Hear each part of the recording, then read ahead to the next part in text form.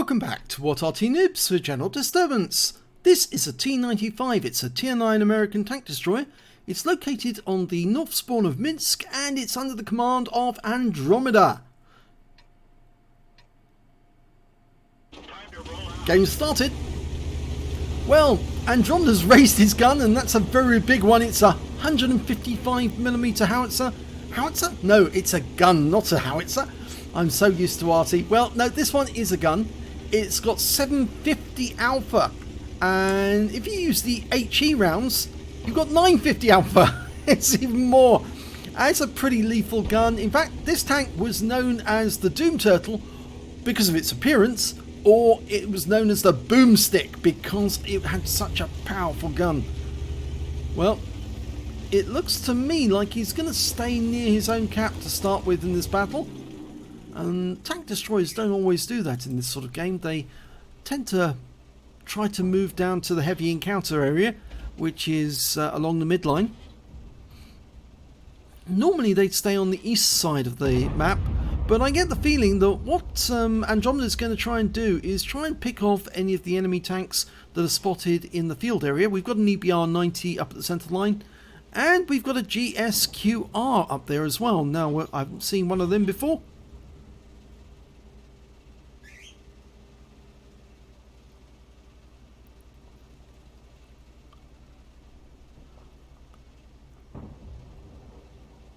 Okay, well, we've got an enemy object 277 just coming up that rise. He is in front of the buildings and he was just sort of like testing whether or not he could pop up and take a shot. Okay, there we go. Oh, just a split second too late there, Andromeda. It looks like the Arty got him though. Yeah, a split second too late. If you fired when he came up the rise, I think that possibly would have made sure that he never came back up that rise again. And that T30 has popped up to take a shot, but he's behind the house. And if you took a shot right now, I think you'd only get him in the tracks. Oh, the 277's coming back for another try. In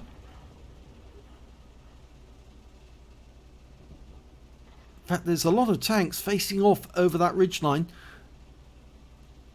I wouldn't be surprised if that T30 comes up a bit further. And the Arty just fired at him. And there we can actually see the 705 through that gap, through the archway.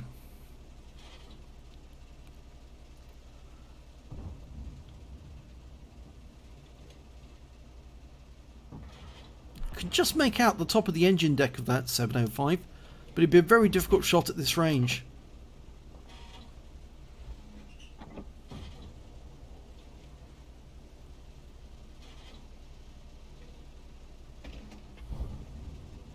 There he is. Oh, we can see him now, and we've got the turret. No, the shell fell too low, actually. Well too low. It is fairly long range. It's almost at the limit of our view range. And we didn't fire at that moment because the E100 came into view, and if the shell had dropped again, we might have hit our own teammate, but now that team damage has been switched off, it wouldn't have made a difference. It just would have cost us for the shell and annoyed our teammate in the process.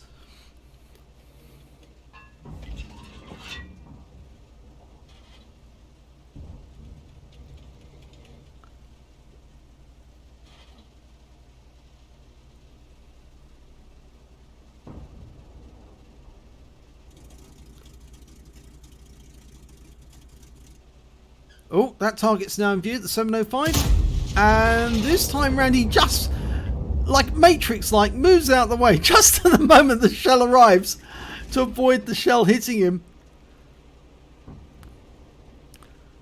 And gradually using up all our AP. Reload time is 15 seconds. It's normally a lot higher than that. It's around the 18-second mark, I think, for this tank.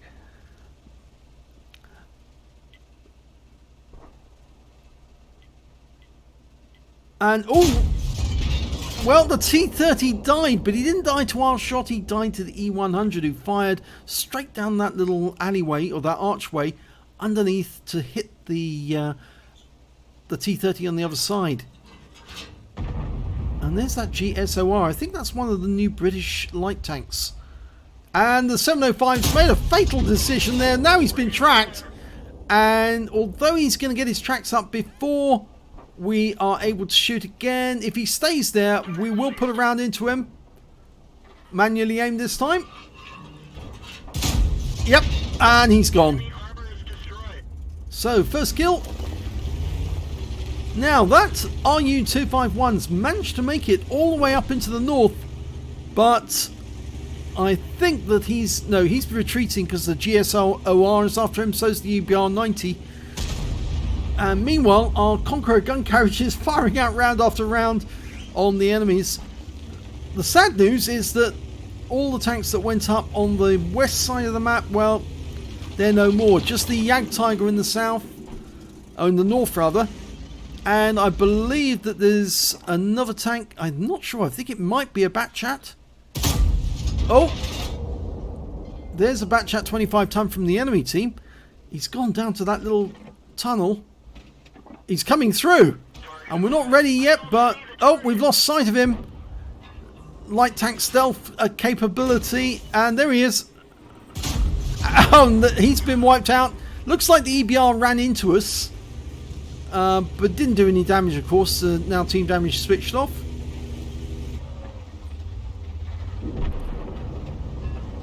We lost sight of that RU-251 and we went out in the field. And over here we've got a T94 lightweight. We've auto-aimed onto him and he's gone. So that's 3 kills now. Over there we've got an FV4005 Stage 2, the ship barn. And over this side we've got a Batchat 25 ton, but he's... Oh no, he's out! He's not behind the buildings. And we put a big round into him for 679 hit points. And then our Jagdtiger finished him off. So we're doing quite well. And it looks like the E75 has gone down the tunnel. And that was a big mistake, because now he's taken a round for 713. And that's made him pull back into the tunnel quickly. He's reversing as fast as he can. Yeah, he's come out the other side now. I think he realises that was a very bad move to try and come down that tunnel after his teammate did. Of course, the Batchat thought that he was away. He thought, yep, I'm going to easily get this, and it just didn't work out for him. But the enemy do seem to be doing well on this side of the battlefield. In fact, we're 3 tanks down on the enemy now. And over there we've got Leopard 1. And we fired one in 786, the high roll. He's going to drop below the ridgeline. I don't see the target. That E75 might be about to come up on top of the ridgeline though. Just showing the top of his turret at the moment. The strip. Oh, nice one. 690 off him. Looks like the Jagdtiger got him as well. Either that or it's the TVP to the south. Yeah, I think so. Right, Conqueror. Oh, wiped him out. 7 hit points. He only had a little left. You'd think you'd be a bit more careful about coming up in sight of the enemy.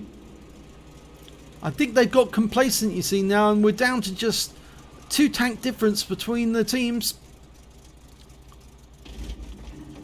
Mind you, they've still got their Arty. That's the problem.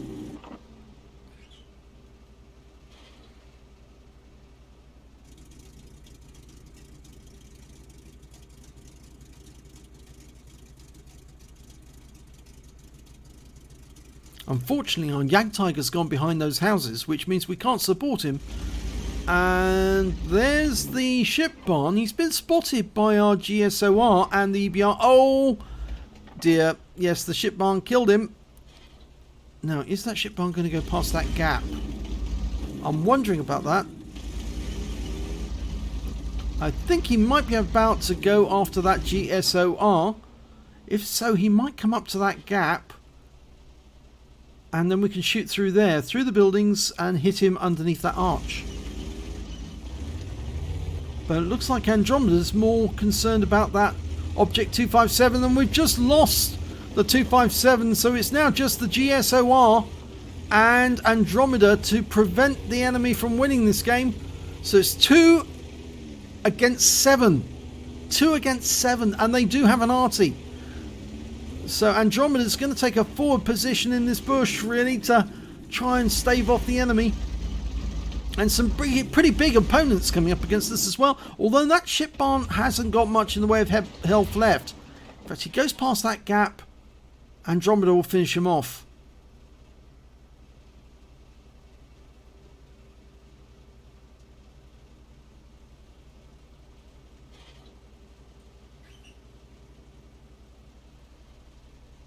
GSOR's pulling back.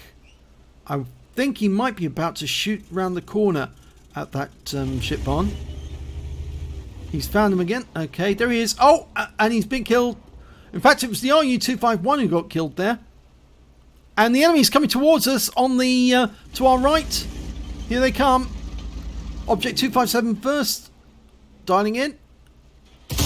And he's gone. Enemy harbor is destroyed. Now, we weren't seen. I think it's because we were double bushed there.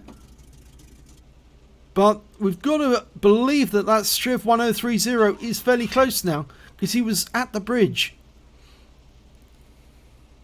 GSOR's coming back. He's almost come back to the cap. Now there's 3 minutes 48 seconds left on the clock. And there's now 5 opponents. Our GSOR's now got 2 kills. And Andromeda's got 5. So he's 1 short of getting a Top Gun. Here comes the GSOR. He's actually behind us. So he's on Overwatch. And we're the gun beneath him getting ready to shoot. Hopefully he'll be able to spot the enemy. And then we'll be able to put a big shell into them. But we do know a Striv 1030 is over on the west side of the battlefield, as well as a Leopard 1. An E75 was seen by the center line, but he's got very low hit points. And the ship barn is on the east side of the battlefield, but he's probably coming up through the buildings. If we spot him, it'll probably be the GSOR who spots him. But he is low hit points, so 1 shot should be enough, and that will see to him.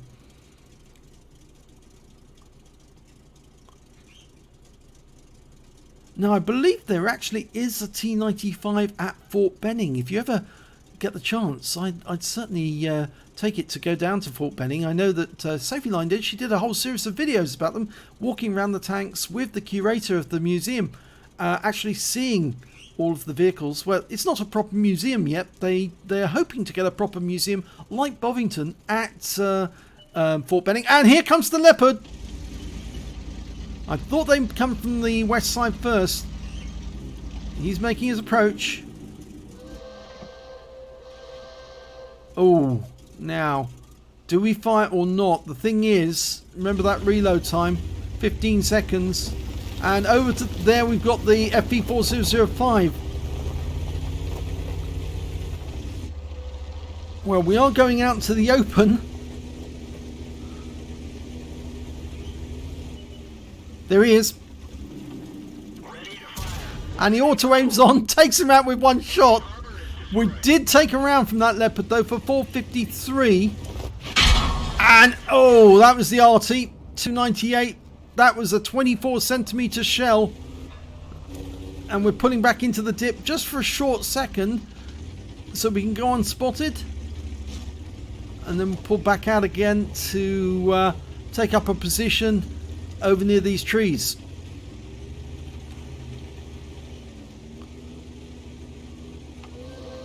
Well, that's the last minute hooter.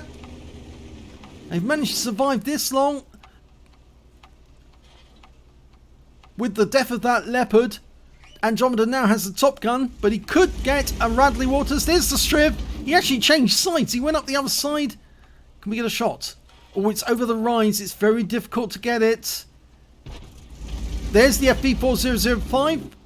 He's poking his head out. And he's dead. That's 7 kills. 1 more needed to get the Radleys. He bounced around from the E75. That was the 128mm gun. And he took another round from the Arty for 301. And the Striv is capping. It's no good for him because He's not going to survive. He's not going to be able to cap out in time. And the E75 has fired an HE round at us this time. He couldn't get through the armour very well, and so he's decided to switch to HE. There you are. Radley Walters, please. Oh, and he didn't go through. It ricocheted off. If only that one had gone through. But it is a draw. The clock's run out. Let's have a look at the end of battle stats. Well, it was a first-class tank for Andromeda in the T95. He stood, well, not alone. The GSO-R was with him. And they stood 2 against 7. And they survived that one. Waiting 3.5, was nearly 4 minutes, actually. Surviving alone, the pair of them. And he managed to get a fire for effect for getting more damage than the hit points of his own vehicle and a top gun. He was so close to getting a Radley Walters as well. He got 7 kills. 5,325 was the win 8 on that game. Super Unicum standard.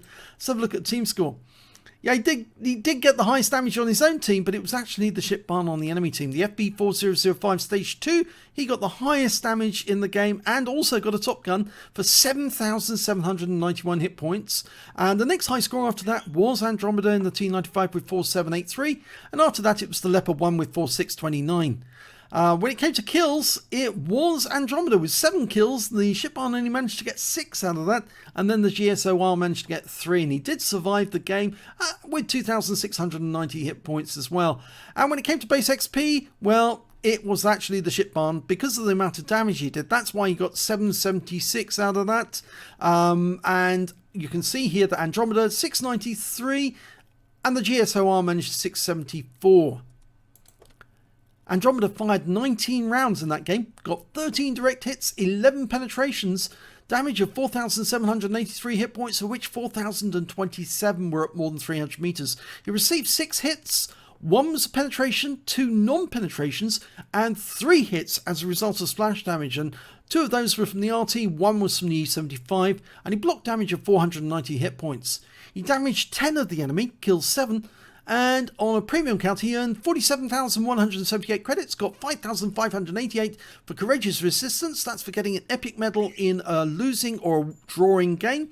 And that total came to 52,766. But, and here's the problem, he did fire a fair amount of APCR. In fact, he loaded up, preloaded before the start of the game, mostly with standard AP, mostly with APCR premium rounds, with half and half on the AP and the HE. There wasn't really enough for him to carry on that battle with just the standard ammo, and so he did have to dip into his premium rounds, and as a consequence he actually made a loss for the game of 24,922 credits. Yeah, I don't think he'll be too worried about that, but he did get 1 bond for getting the top gun and 1,039 XP plus 621 for courageous resistance, took away 1,660 altogether. So very good for 2 tanks to hold out that long against 7 enemies with some very big ordnance, very big guns ranged against him, but he still survived. And so congratulations to him and his teammate in the GSOR. If you enjoyed that replay, please give this video a like. Do subscribe to our channel and hit that notification bell because we do have great replays coming. It'd be a shame if you missed one of the really good ones. Thanks for watching.